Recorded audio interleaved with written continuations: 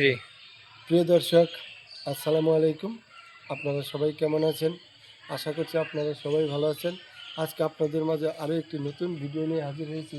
আপনারা অবশ্যই এই ভিডিওটি শেষ পর্যন্ত দেখবেন। আজকে আপনারা দেখতে পাচ্ছেন আমার সামনে, এই যে আমার হাত দিয়ে ধরা, এই দেখেন আমাদের বাড়ির আঙিনায় রোপণ করা একটি গাছে পেঁপের ফুল এসেছে। দেখেন এটা হলো একটি পেঁপে গাছ।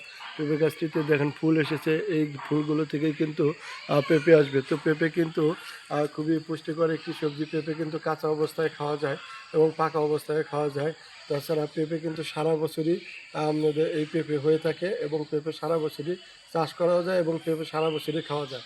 তো আপনারা দেখতে পাচ্ছেন এই পেঁপে গাছ কিন্তু মাটিতে চারাটি রোপণ করা হয়েছিল, এখন এই চারাটি বড় হয়ে গেছে। পেঁপে গাছ কিন্তু চাষ করা খুবই সহজ। পেঁপে গাছ চাষ করার জন্য তেমন কোনো পরিশ্রম করতে হয় না। পেঁপের চারা কিন্তু আপনারা চাইলে নিজেরাও বীজ থেকে তৈরি করতে পারবেন এবং চাইলে বাজার থেকে কিনে এনে পেঁপের চারা রোপণ করতে পারবেন। তো এই পেঁপে গাছ আপনাদের, পেঁপে এমন একটি সবজি, পেঁপে চাইলে ভর্তা করে খাওয়া যায়, ভাজি করে খাওয়া যায়, সবজি রান্না করে খাওয়া যায়, তাছাড়া তরকারিও রান্না করা যায়। পেঁপে পাকা অবস্থায় পাকা পেঁপে খেলে আপনাদের অনেক সুস্বাদু লাগে। তো আপনাদের কাছে আজকের ভিডিওটি কেমন লাগলো, অথবা যদি আপনাদের যদি কোনো প্রশ্ন থাকে তাহলে আমাদের কমেন্টস করে জানাবেন। আর যদি আজকের ভিডিওটি ভালো লেগে থাকে তাহলে এই ভিডিওতে একটি লাইক দিয়ে চ্যানেলটি সাবস্ক্রাইব করে দেবেন এবং ভিডিওটি বেশি বেশি শেয়ার করে দেবেন। সবাই ভালো থাকবেন। সবাইকে ধন্যবাদ। আসসালামু আলাইকুম।